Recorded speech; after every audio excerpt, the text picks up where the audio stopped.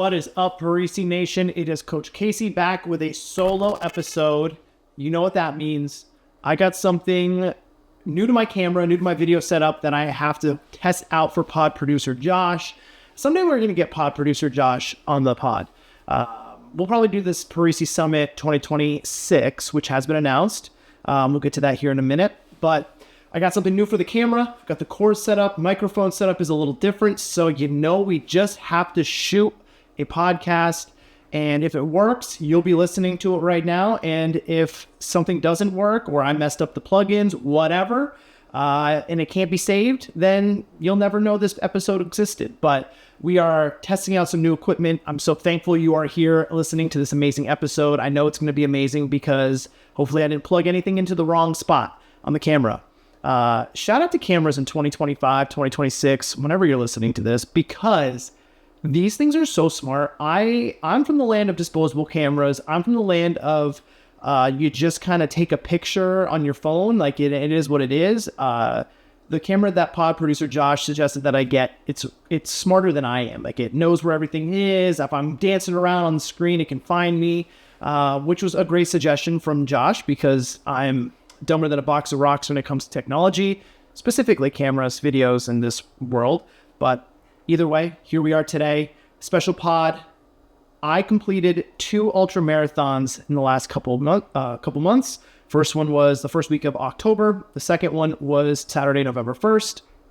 The first one was a 12-hour 50K, and the second one was a 50-mile marathon or ultramarathon that we had 12 hours to complete. Different course structures. One was a trail. I guess both were trail, but one was a pretty intensive trail, pretty technical terrain, 1,800 feet of elevation.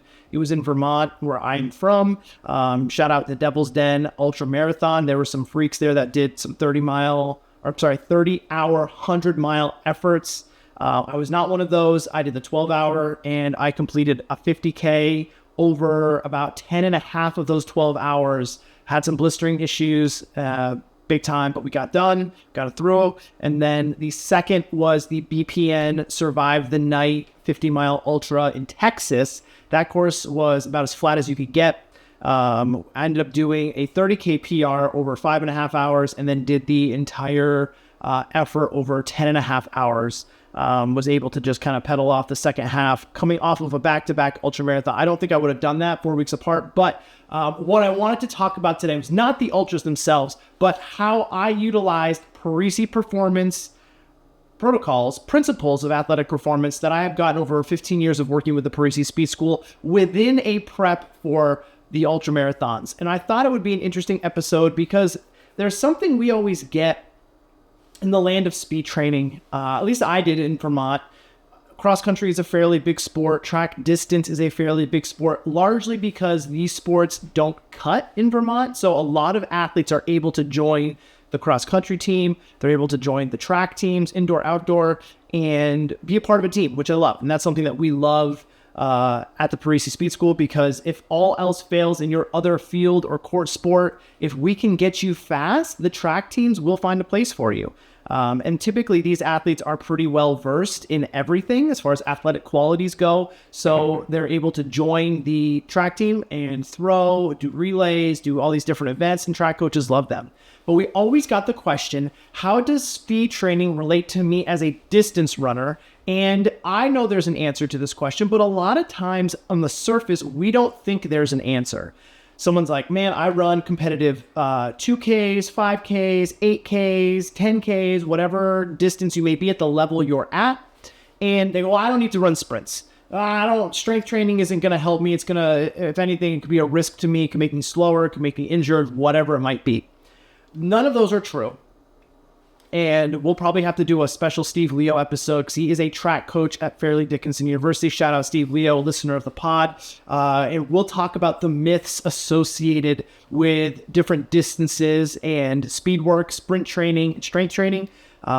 He's a great person for that, so we'll probably get a special Steve Leo episode. But I specifically wanted to talk about 3 core tenets that I brought in with my prep for a 12-hour ultra and a 50-mile ultra, because I think we overthink it in the land of distance or endurance sports. And also for the coaches listening to this, I think there's a huge opportunity for speed work and just general athletic performance in the endurance community because there's just a lot of misconceptions. So number one, through my prep was about 5 months. I kept speed work in every week. I have an Assault Runner. I'm looking at it right now. An Assault Runner is a self-powered motorless treadmill. I know Woodway Curves are along that same line. Techno Gym has a treadmill like this. There's a bunch of different motorless treadmills, but I was able to use this treadmill should the weather not work out. But I also was able to find there's 2 flat areas in the town that I live in that I could go run speed work. And speed work for me was somewhere along the lines of 200s, 400s, 800s, 1Ks, 1200 meters, anywhere around those are different distances. It really just depended on what I wanted to do, where I was in the block. But I kept speed work literally up until the last, like the week of training, even through my tapers, I kept in speed work. And there was 4 main reasons why. Number 1 was the neurological demands of sprint training are vastly different than you will get in any type of running training efforts.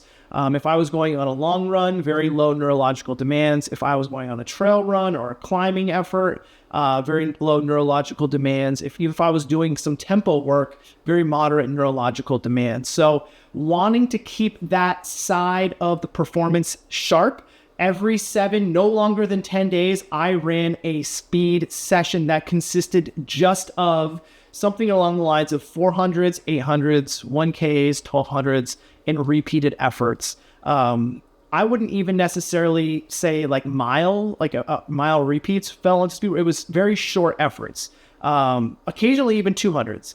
And the idea again was just to keep neurological output high. And those are great distances to do just that. I didn't have like a hundreds. I didn't want to run repeat hundreds. I didn't have a good spot to do repeat hundreds, nor did I have a good measurement system. So a lot of times I would run, to be very honest, I would run 800s because that translates out to a half a mile. There is a park in my town where you can run out and it kind of loops around the parking lot and comes back. And it was just about a half a mile. So it was already marked for me and I had a nice loop. It was away from traffic roads when I was running in the morning. So a lot of times just the logistics would dictate that I would run half mile repeats or 800 meters. And it worked really well. If I had flats, I would do 400s because I had a nice flat area where I could segment out quarter miles, 400 meters, and it was great. So I wanted to keep my neurological output sharp.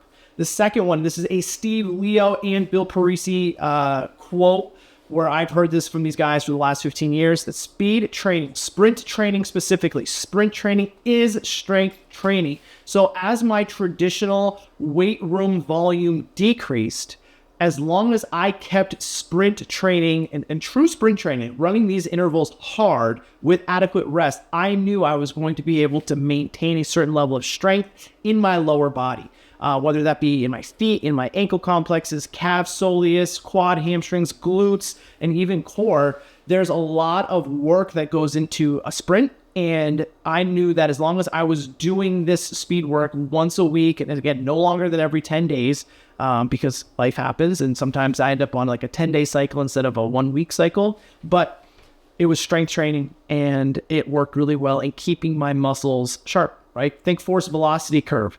If you're moving something really fast over time, you're working one end of the strength velocity curve. So sprint training definitely falls into that element of strength training. And I think we forget that. And it's why for a lot of our developing athletes at the Parisi Speed School, we don't necessarily have to jump them into traditional strength training because we know through sprint training and enhanced plyometric work, I'll say like enhanced because it's probably more structured plyometrics, low-level, entry-level plyometrics, rudimentary hops, low impulse jumps for these younger athletes that are developing. This is an element of strength training that is overloading their neurological central nervous system to the point that we don't need to do traditional strength training yet. So for me as a developed 36-year-old adult with I'll say an extensive training history, I just kept it simple. And I knew that doing intensive high intent speed work is going to keep my neurological output high, and also touch on strength qualities that I'm not going to get in a traditional weight room. But I'll get to strength here in a minute.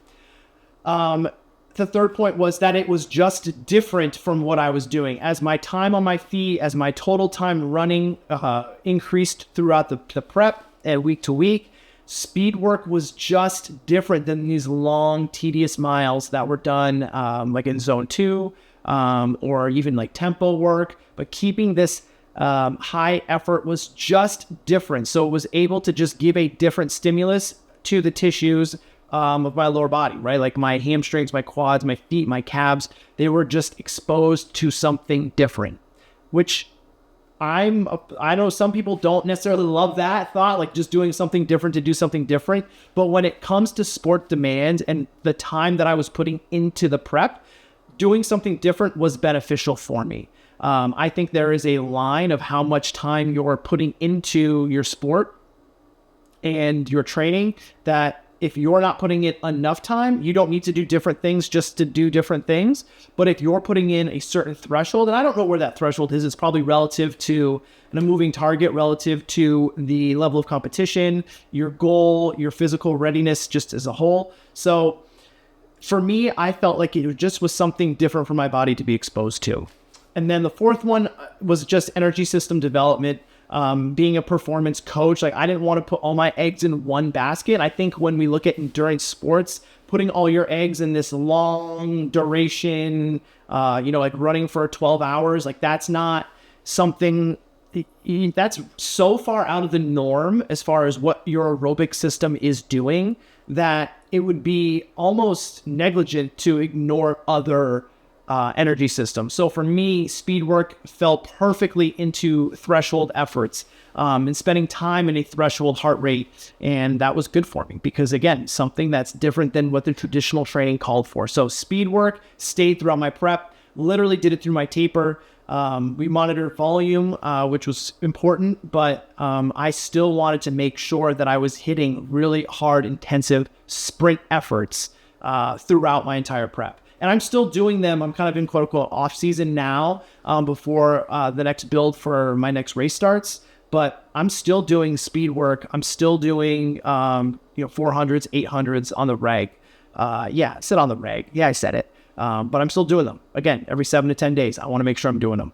Okay, second principle was total body strength. So we at the Parisi Speed School, we typically train athletes based off of a total body split. There's no like upper lower. Very, very rarely will we do that. There might be like a total body with an upper body bias or a total body with a lower body bias.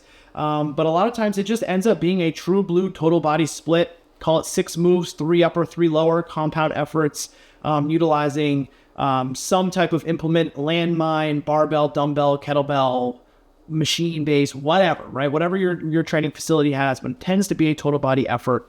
I always did at least 2 strength training efforts a week. Those were anywhere from 20 to 60 minutes, depending on when and how they were done. And they typically, for me, focused on a squat pattern, hinge pattern, and the chin up. Because the second piece to the Parisi strength training is the focus on relative body strength. So yes, we are absolutely adding weight. But our main goal is to enhance relative body strength. So for me, I always kept in chin-ups, and I was very, very keen on making sure that I maintained my chin-up strength. I actually did weighted chin-ups all the way through prep, and it really helped me because of the specific muscles with my arms, using trekking poles, carrying a 6-pound hydration pack, but having a strong back, strong shoulders, upper back. This was huge for me. So having that chin up stay in my program was huge. And I would say for my training, it was 80% general, just squat, hinge, chin up, and actually trying to get stronger. I got stronger through my prep. My chin up number was the number that I really used, whether it be number of body weight chin ups in a row, but I also did cluster sets throughout my 5-month build was where I would do a weighted chin-up. Say I would add the 50-pound kettlebell. I would do 2 reps, and then I would come off the bar. I would rest for maybe 15 seconds. 3 inhales and exhales is what I would do, about 15 seconds. I'd get back on the bar, and I'd do 1 rep. So I used cluster sets in order to be able to work a little heavier. And I found my 1 rep max chin up was right around my body weight, which is crazy. So I'm adding multiple plates, and I'm able to do a plus body weight chin up, which is just awesome, right? Like, I don't know how to say it. When you're dangling 180 pounds, like it's crazy. So, we love to see it. It's multiple kettlebells. It was wild, but we did it. And I don't think I could do it now, but that was when I had the specific, it was like I was doing like a specific chin-up program on top of running, which, I think that when you're running, there's a lot of, and this maybe is another topic for a different guest, but I think there's a lot of myths with what running can do to your strength training. And we forget that strength, like true strength training, which is what I was doing, was typically pretty low volume and pretty high intensity. And volume is what really needs to be looked at when you're looking at total mileage of some type of endurance effort. So that was pretty sweet. But my relative strength goals stay the same. Basic program, 80% general, 20% specific. And the only thing that was 20% specific wasn't specific to the sport. It was specific to me and the things that my body needed for different, I'll say like inadequacies. Like I get really tight calves. I have very flat feet, no arches. My calves get just beat up. So it was a lot of calf strength, stretching around the shin, calf complex into the ankle, a lot of footwork. And by footwork, I mean doing some like barefoot floating heel work. I did a lot of work with a tidal tank and aqua bag. If you follow Bill Parisi's work, those are implements that we love at the Parisi Speed School. So I would say 80% general compound movements, 20% specific strength work to what my body needs, not even specific to the sport. And I think that's something that we confuse as sport performance coaches, is we think that 80-20, like general is specific, the specific needs to be to the sport. It really, I don't think it always does. And I would say more times than not, I don't think it needs to at all. But what I do think that 20% of specificity is specific to what the athlete needs in order to level up deficiencies. So that was number 2. Just kind of a quick recap here. Number 1, kept in speed work. Number 2, total body strength throughout the prep. And then the third is more of just a reminder of a principle that we maybe overlooked because it is something we've heard from day one. And it's this idea of working general to specific. Now, you just heard me say 80-20. I worked 80 general and strength, and 20 was specific to my body. This one, I'm literally talking about how you would plan out a training cycle for an athlete or a team around a yearly calendar, off-season to early preseason to preseason to in-season to early off-season to off-season, etc., right? Like we've all seen these different macro cycles, microcycle breakdowns, but this idea of working general to specific. So it is a mantra that we have in sports performance, and that sometimes gets a little just pushed to the side. And yeah, we know that, but it's important to remember that this is what is going to essentially carry you through like a prep for an event, an off season to preseason to in season, whatever you want to call it. But I started very general. I worked on a lot of athletic qualities. I actually did probably right around a 10 or 12 week GPP style program where I was just doing basic qualities, and I was working on what's called time on feet. And I was working on just really building the amount of time that I was on my feet, utilizing a lot of different athletic demands. There was days where I would do just movement, whether it be skips to like low level, like aerobic work, but it was like skips and quick steps and build up sprints and a lot of quote unquote speed work. I think of like the Parisi Active Dynamic warm up, the movement section, but drawn out over 20, 30, 40 yards on a soccer field. Those were the workouts to achieve some type of zone 2 like effect. But also just add time on my feet, because when it comes to an ultra marathon, if you're running, you have a 12-hour time cap. It doesn't necessarily mean you need to be running that whole time. You just need to be able to handle the demands of literally being on your feet for that period of time, whether it be walking, jogging, running, uphill, downhill. There's a lot of different ways you can look at it, but it is just the simple metric of time on your feet and building that up.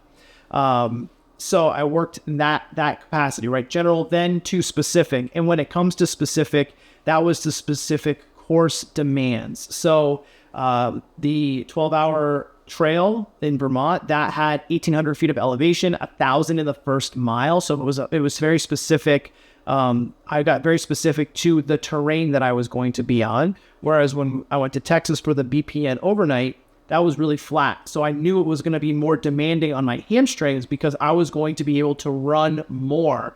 Whereas the Devil's Den, it was going to be very quad specific because I was climbing and then I had to go down, right? What goes up must come down. If you're going to go up 1,800 feet, you're coming down 1,800 feet. And if you're doing this loop for 12 hours, your quads are going to get wrecked. Your hamstrings are going to probably be okay, but your quads, your knees are just going to be just battered. We'll put it that way. Just battered by the end of it. So getting specific to the course demands, just like an athlete would have to get specific to the positional demands of their sport, to their specific demands on how much they play, and how much their usage is in their sport. So it's something that we know and we need to remember as sport performance coaches, just what general means as far as general physical preparedness, all the way to specific and the specificity of the sport, the demands, what your position is, what you're going to do. Like I showed up, these were my first runs of this distance. Like I didn't show up to set anything, I wasn't trying to set PRs. I wasn't trying to win or anything like that. I wanted to complete them and I wanted to be pretty comfortable throughout, as comfortable as you can get. And I just wanted to complete them and enjoy the experience. So that was this level of specificity that I had to bring in. What do I need to do for my body, for my physical readiness to be able to achieve that goal? Now, if you're an athlete and you're trying to have a great season to make All-State, or you're an athlete trying to be ready to get recruited, there's a different level of specificity you have to attain, right? So it really does depend on the athlete. It's specific to the athlete, but specific to the specific demands that the athlete is setting for themselves. So those were the three, I'll say, Parisi sports performance, prep, mantras, key points that I brought into my prep. I didn't work with a coach for this, so I was self-coached. I wanted to take some of the things that I knew as a performance coach and extrapolate them into this prep. I would say it went really well. I didn't try to do too much, but in the case of me, I had a level of physical readiness, but by no means was I a quote-unquote endurance athlete or a runner. It was just a new skill that I wanted to work on, and I spent most of 2025 doing that. And I used these three guiding principles kind of as the overarching umbrella of how I designed the program and the prep that I went through. So thank you all for listening to the super special Parisi podcast episode. Hopefully I plugged in the new cords and the microphone that I've received into my camera correctly, so you actually get to enjoy this episode. And hopefully the audio sounds pretty minty, because we have heard your feedback as far as, well, the audio for the pod, audio on YouTube. So we're trying to make it better. And the first step was to replace the microphone and cords that I was using. And hopefully pod producer Josh is enjoying editing this. And hopefully pod producer Josh, I see you at the Parisi Summit. You guys heard me say it at the beginning of this episode. The Parisi Summit is in New Jersey, Fair Lawn, New Jersey in March 2026. You should be able to attend it. So if you're someone in the Northeast, or if you're someone who just wants to venture out to New Jersey, it's actually, I want to say 20, 30 minutes. I know there's probably heavy traffic dependent on getting from the Newark airport to Fair Lawn, but whether it be Newark or New York City, you can get to this part of New Jersey relatively easy. It is not that far, but obviously traffic in that city area can be treacherous. So it's a pretty easy travel. But it is going to be the Parisi Summit, and we are tying it in with a Perform Better as well. So there'll be Perform Better on that Saturday, Parisi happening beforehand. They're awesome. The Parisi Summits are some of my favorite continuing education events because there are so many people who are like-minded coming together. If you are serious about youth sports performance and working with athletes of all varieties, I'll say from professional down to developing, like 7, 8, 9, 10, this is the continuing education you want to be at, because it doesn't get much more specific than that with the Parisi Speed School. So that's going to be the end of March. On more specific dates coming out. I know them, but I don't know if I'm supposed to share them. I don't know if they're fully locked in yet. So end of March, Fair Lawn, New Jersey, March 2026. I hope to see you there. You will start to see info for that in our show notes as well. But this has been a Parisi Podcast episode. I'm Coach Casey signing out. I'll catch you all on the next episode. Thanks for tuning in.